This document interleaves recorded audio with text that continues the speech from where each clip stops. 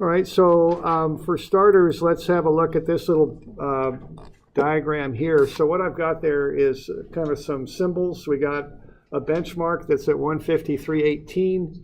We're going to take a backside on that with a height of 133 and get an HI then, and then we'll take a foresight that looks to be 837 and get the elevation of the ground. So why don't you just run the numbers on this?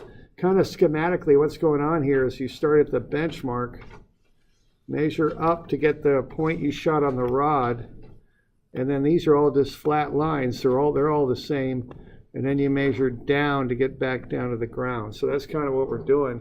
So what's the elevation on the ground there? And what page is it?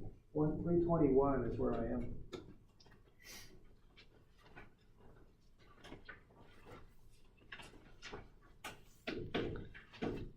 So what's the elevation over here? That's kind of what we want to know.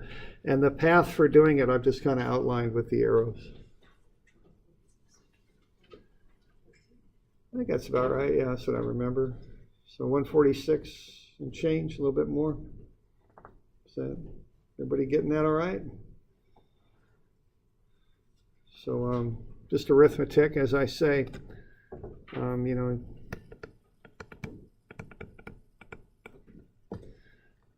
So we all get into 146.14. We doing all right? Anybody having issues with that?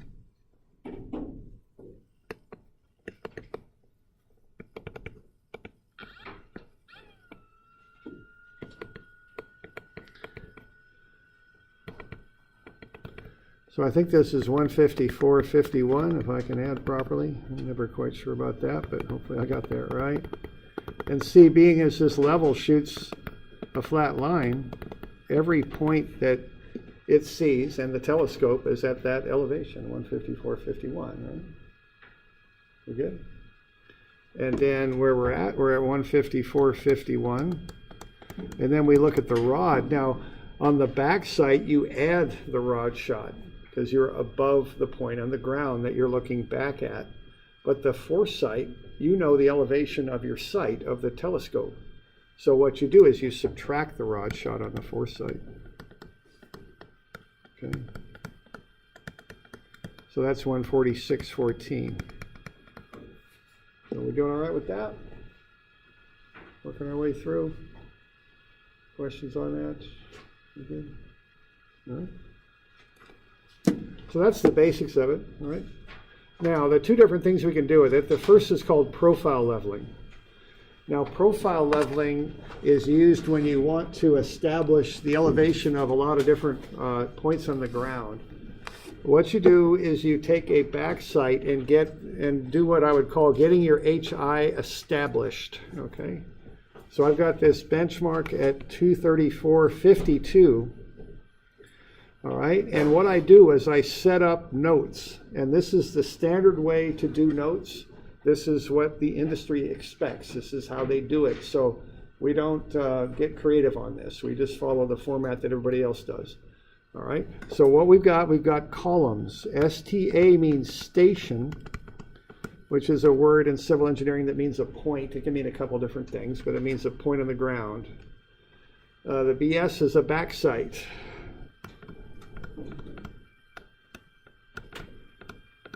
HI is the height of instrument. Instrument is the level. FS is foresight. And EL is elevation. So that's the basic format for notes. You create columns across station, backsight, HI, foresight, elevation. That's how that goes. And then in this case, we're going to work our way down the page. So what we're doing is we're starting out at 354.52. That is the elevation of the benchmark. So it's written right across from the benchmark. Then we take a back sight. So I put that a row down. And then the next row down, I put the HI. So what I'm doing there is I'm taking the 234.52, which is this elevation right here, and I'm adding the 5.47 to it. It's going up because I'm above the benchmark, and I get 239.99. That's where that number comes from, all right? So that's how I get the HI. I take my point on the ground, which is, when I'm starting, should be a benchmark or a TBM or a temporary benchmark or something. And then I add my back sight to it, and I get the elevation. Okay? Now that's this elevation right here. That's 239.99. Now what I'm going to do is I'm going to take the rod then, or someone else will if I'm reading the instrument, and they put it on a point on the ground I want to know the elevation of. Okay, so that first shot is 421. That's a foresight. Now I'm up above that point on the ground, so I'm going to take my elevation of the telescope and subtract off the foresight. And that will get me 235.78. So that's the elevation right there, 235.78. And I just keep repeating this process because I know my instrument height is 239.99, and I get all of these rod shots. So easy enough, okay? And I just keep subtracting off these rod shots because they're all foresights. I'm just picking up that rod and moving it down the ground there as I go, all right? And that will get me the elevation. So I've got one HI and many different rod shots. And this is called profile leveling. It's used a lot. You use this especially when you're grade staking and cross-sectioning and doing a centerline survey and things like that, because you want to know the elevations along the line.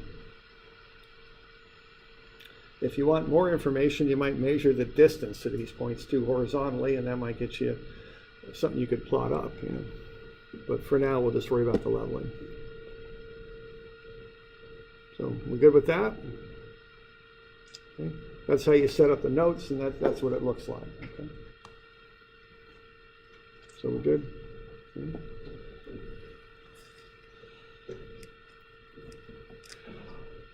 All right. Let's see.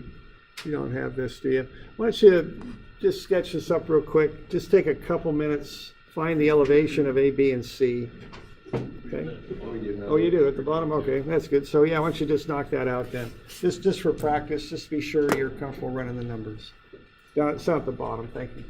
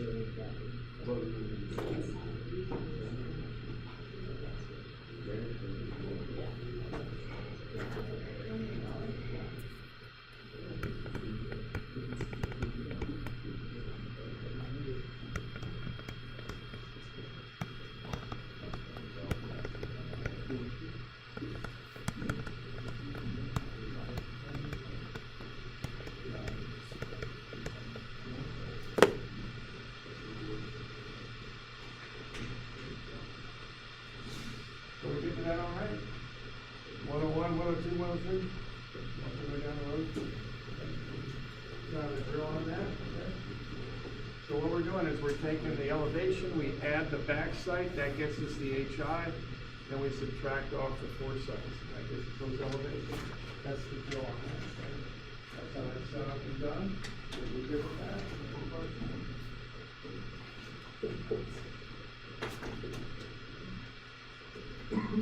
Now this is called profile leveling. Okay, so that's profile leveling. Now that has that, you know, it's quick and you can knock it right out. If you're doing something called grade staking, you'll do that. If you do something called cross sectioning, we'll do that. There's a few other types of surveys where you do that. Now there's a couple things with this though. The first thing is that these telescopes only see so far. So when that person keeps moving away from you with the rod, eventually you're not going to be able to see them very well, or they might go over a hill, or they might go behind some trees, or who knows what. You know, you're going to have to move this instrument at some point. That's one thing. The other thing is we're not getting any checks on our work here at all.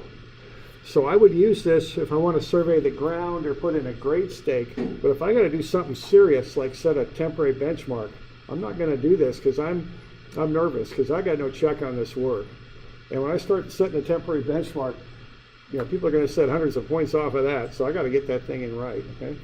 So you're going to do what's called a level loop then, all right? So that'll be the deal with that. Okay, so level loops are a little different.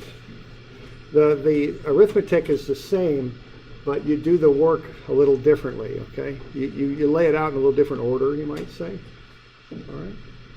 But this is the basics of profile leveling. And the thing I want you to get out of this is back sights are plus, foresights are minus. Okay? That's pretty much it. All right?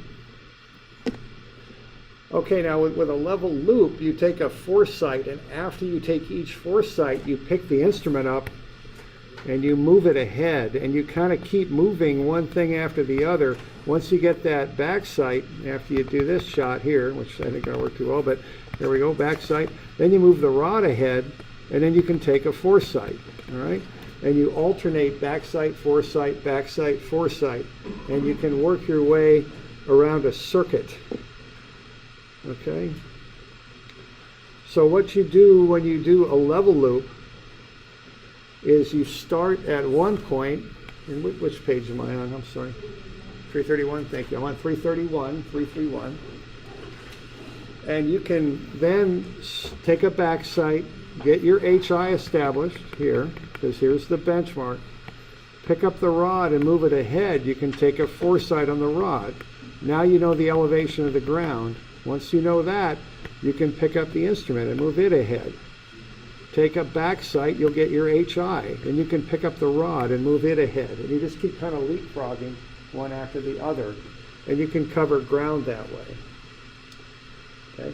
Now this is used when you really need to get an accurate, precise answer for whatever type of work you're doing. It's also used to cover ground, because with these telescopes on a level, you can't shoot about 100 feet out. They just don't shoot beyond that very well, okay? So if you need to cover a large distance, or if you need to be very sure of your work and get a check on it, you'll do this level looping. Okay. So what we're doing in this particular sketch is we're surveying our way down a valley, and we're going to set a benchmark down here, then we'll survey our way up the valley, okay? And come to the other side, and we're going to shoot in a second benchmark. And see, this is how we're going to check our work, because we're going to know what that benchmark is, and we're going to calculate our version of it, and we're going to compare the two numbers and see if we closed, is the term, properly. And when you're doing work that has a lot of liability or is used for control, you always want to check. You always want to come back into a point that you know the elevation of and get a check on your work. Surveyors are pretty conscientious about that. So I'm starting at benchmark M, I'm closing to benchmark R is what I'm doing. And my purpose in this survey was to set benchmark P. Okay. Now the deal is that when I do this, I got to be sure that these two benchmarks tie in well together, okay? And I got into that once where we were surveying and we used two different benchmarks to do the different parts of the same survey, and we kept coming up with these errors. And finally I figured out that two benchmarks weren't working together. They weren't at the same elevation. They weren't calibrated together, okay? So when you're using more than one benchmark for a job, be sure that the two benchmarks themselves are on the same datum, that they relate well to each other, that they're calibrated to each other. There's even a big sign up at that company where I work that says use only one benchmark for a job, because they use two different benchmarks, got two different answers for the same point, and they started having all these problems. Their stuff wasn't working right, okay? All right. So maybe a safer way to do this is to survey like this. Now this is a different view. You don't have a sketch of this. You might have something like it on your homework. But this is a top bird's eye sketch, okay? This is a sketch looking across the ground, cutting through the ground and looking at the level like you'd see it right here with the two legs extending up from the ground to the level right there. That's what this sketch is. And this type of sketch can be used to show what it's like to survey from one point to another. But with this sketch, I can't show what's often done, which is when you do a circuit. You start at one point and you survey your way around to the other. So what I'm showing here is a bird's eye view, like what a bird would see, or if you were in a helicopter, what you would see. So there are the three legs of the tripod splaying out, and then we've got the telescope there. That's what this view shows. And what this does is it starts and ends on the same benchmark, which commonly is what you really want to do, because when you actually start working with benchmarks, sometimes they don't tie in well together, okay? So you want to start and end on the same one. It's kind of a better practice sometimes, okay? But I think I'll show you both of those sketches in your homework, all right, just so you know.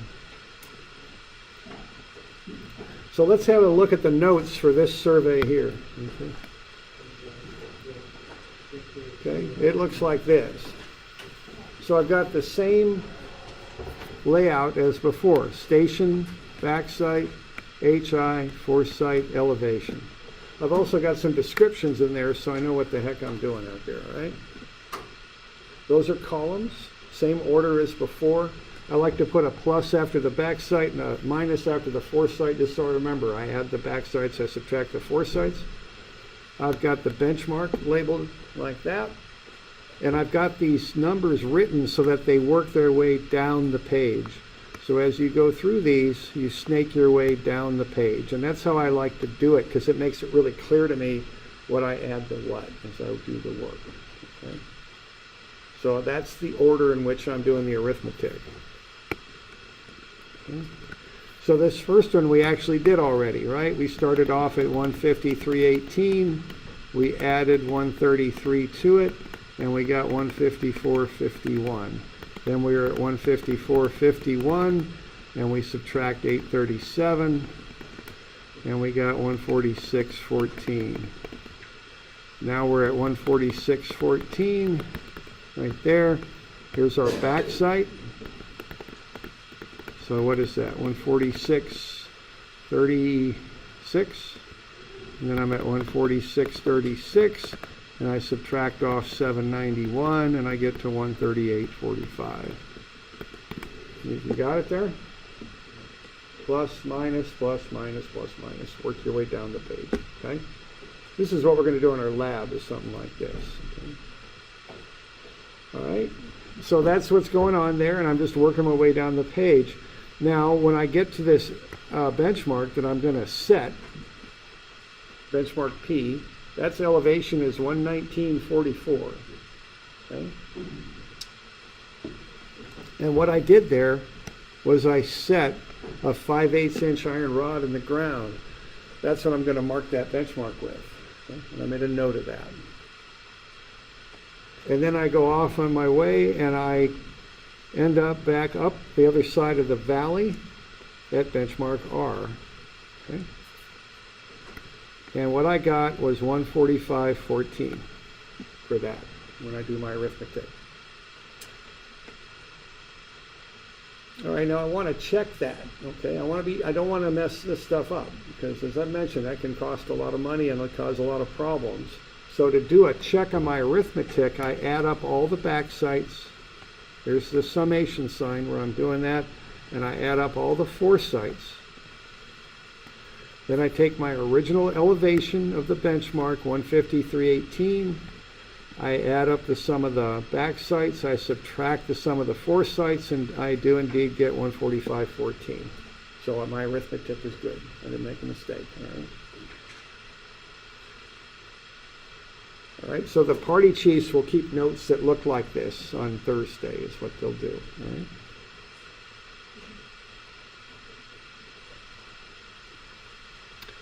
All right, now, well, I got some things going on here, don't I? Because I surveyed 145.14, but what's that benchmark listed at? You know, right here, the one I landed on, 145.11, right? So those aren't the same.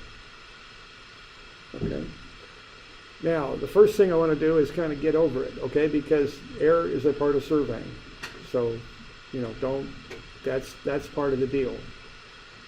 And people don't survey perfectly. It just doesn't happen. If they're telling the truth, it doesn't ever happen, okay? So it's okay. But we got to kind of look at that. Now, that is error, is what that is. So I got to handle that. So the first thing I want to handle is I want to look at how big it is. So I want to calculate the error of closure. Because what surveyors do is they come back to a point and they close on it. That's the word for that. So I came in at 145.14. I know that point on the ground is 145.11. So I came in 3/100ths too high. That's what I did. So that's my error of closure. I'm 3/100ths of a foot too high. Y'all good with that? Yeah. Okay, that's a good question. What's the acceptable error? All right, now there's not like an answer to that, but there's ways of figuring it out for your situation. The first situation is I make that distance with my fingers and I look at it, okay? And I go, if I'm building a gravel road, can I live with that, let's say? And the answer to that question would be yeah. If I'm doing a gravel road, I'm not too worried about it. Now, if I'm building a 48-inch sanitary sewer in the middle of the Willamette Valley that only falls this much over 100 feet, I may not be able to live with that, okay? So the first question you ask yourself is kind of a common sense question. Is that acceptable? Okay. But there's also a mathematical formula to figure it out. And what you do is to find the acceptable error of closure, and this is for construction work, which is what a lot of us are doing here.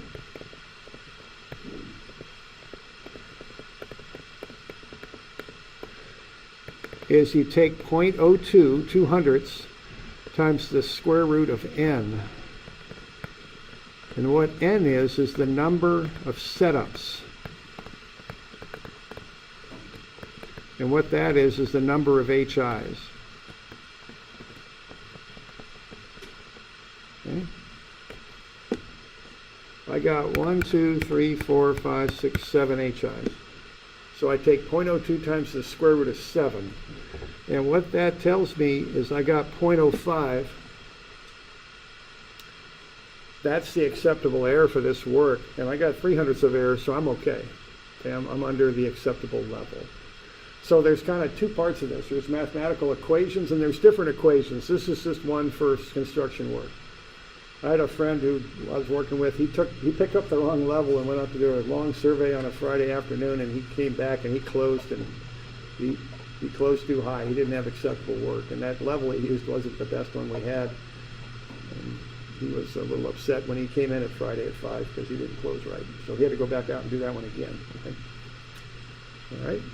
So, but this is the equation that we'll use. It's for construction work. It's on your formula sheet on the left-hand side. And what n is the number of HIs. Just count the number of HIs, take the square root, and multiply it by 0.02.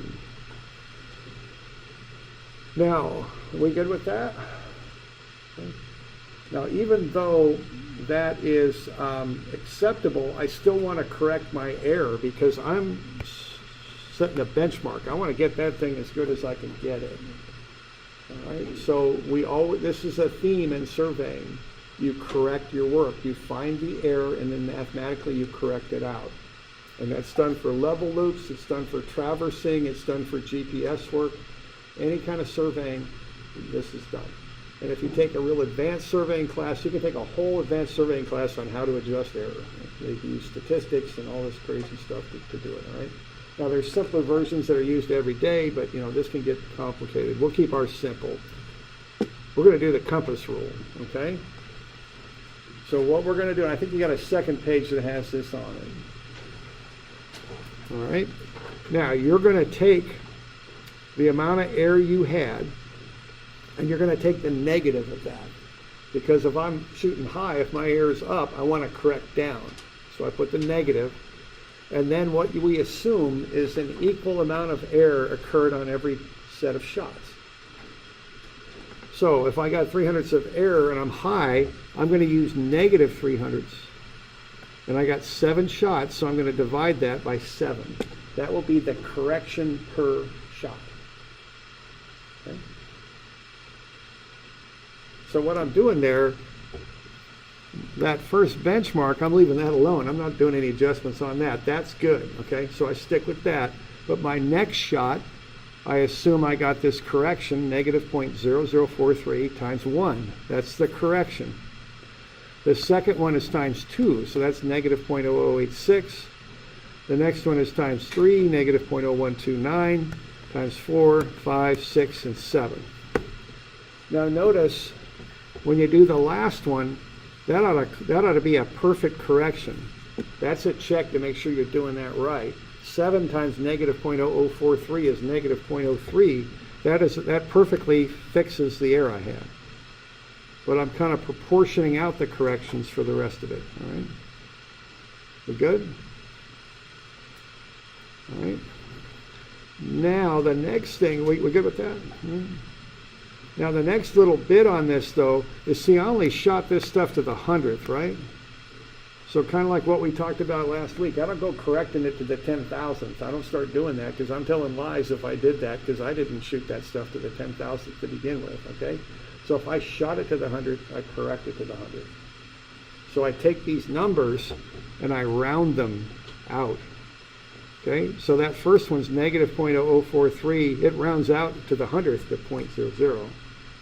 The second one is 0.0086. It rounds out to the 100th to negative 0.01.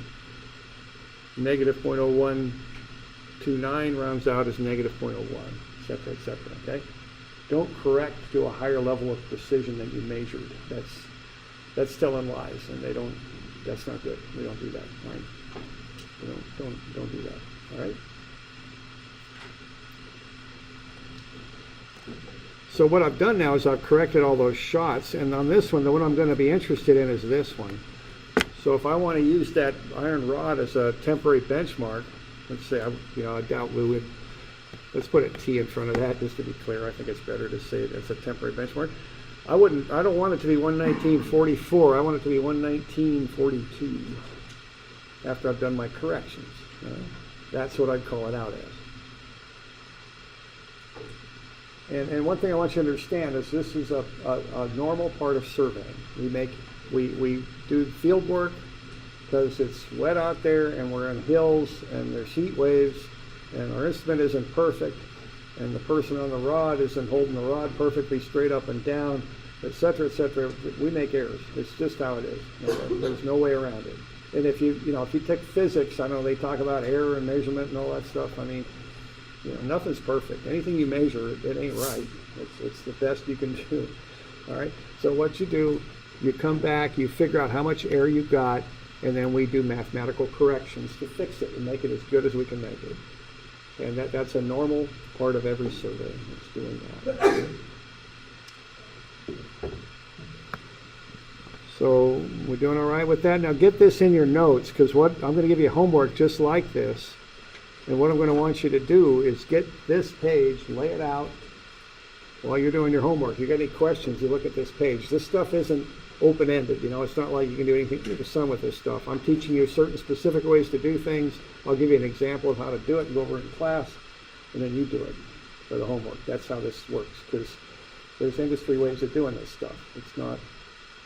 This is not a field for creativity and how you lay stuff out. It's you do it the way it's done in industry. Okay.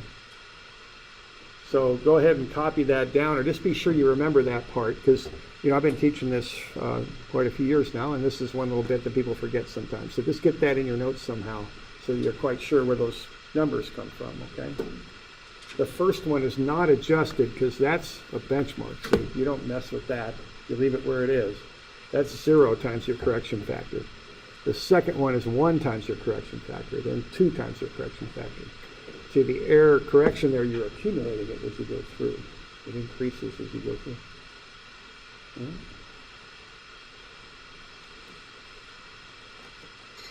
You doing all right with that? Okay.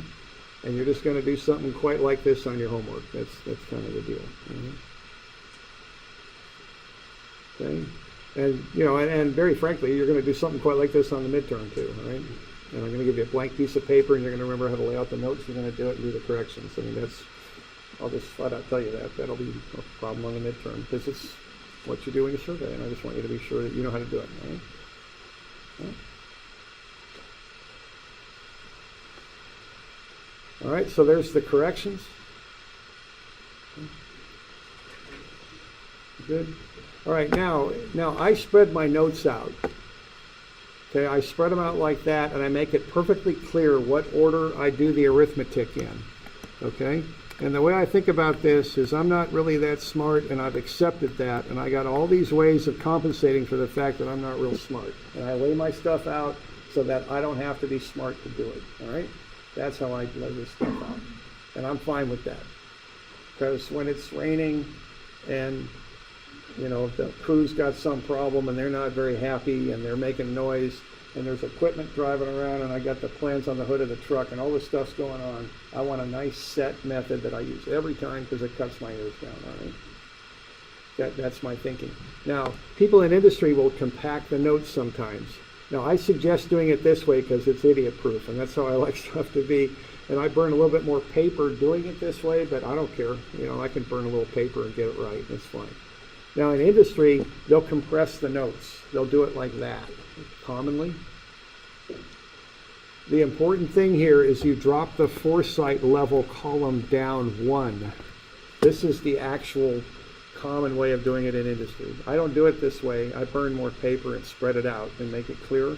I actually prefer you do it that way because you make less errors, but you can do it this way too. But if you do it this way, you got to drop that column down. The foresight column goes down a level, one row down. Okay, so what do we got here? We started our benchmark M. We take that backside and get our HI established. Then the next row all relates to what's called TP1, turning point 1. All of these shots are on or from or to TP1. All of these shots are from or to TP2. All right? And so you can do it that way too, but if you do it this way, you've got to set it up in this format. Okay? And I remember I had a party chief once that didn't do it this way, and I got confused. What do I add to what, and what do I? Because he didn't lay it out quite right, and he didn't do the math. They were in a hurry, so they left it to me in the office to do the math, and I couldn't figure out what to add to what and what to subtract from what. And I asked him, and he couldn't figure it out either, so that was a little bit of a problem.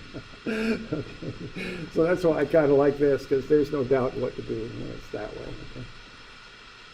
And you don't need to burn a row of paper every time. You can just kind of drop halfway down if you want. Just make it clear that you're working your way down the page. It's fine. Okay. So anyway, so you can do it either way. But if you do it this way, I'll be sure you do it right if you do it this way, because that's what's expected in industry. Okay. All right. Okay, so that's kind of the deal there. We got any questions on that? We good? So why don't I get you some of this stuff to do? The homework here. So this will be due on we'll shoot for Tuesday. All right. So let's kind of have a look here. All right, now the loops themselves, they're on page 351. And why don't we do 2, 3, and 4, okay? So 351, now we're going to give you a few of these to do, but 351, 2, 3, and 4. And now you can do those. I've got note pages made up for you. And notice I'm kind of trying to wean you of the help on this. The first note page on page 3, whatever the heck it is, if I can get these pages at point. 354, I've got it all filled out for you. You just fill in the blanks.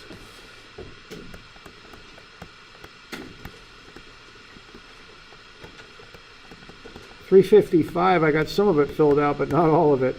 And then 356 is like what I'm going to give you on the midterm. It's just a blank piece of paper. All right? So that's kind of why I'm doing it that way, just to kind of get you used to this note format. I'd like you to do 358. That's a profile leveling example. These are page numbers I'm giving you. And then also I'd like you to do a little bit on these datums, because we want to kind of keep working at that. So when you're out there and they start talking about this stuff because they're doing GPS surveying, you get some idea what the heck we're talking about here. That's 350. So I guess I'll put that right here because it comes before. Now use page, what? That one we looked at, which is kind of in another place, 1109. To help with 350, okay?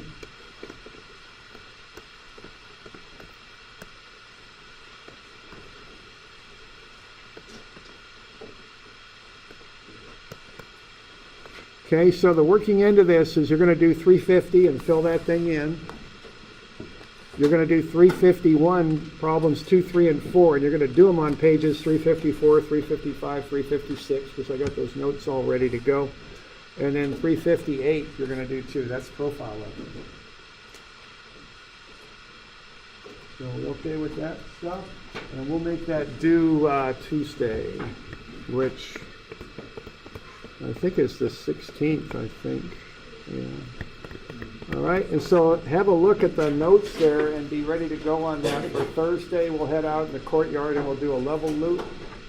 If anybody wants to be a note taker, let me know. If you can take decent notes that are clear and all that, that'd be great. Let me know. I just think let me see.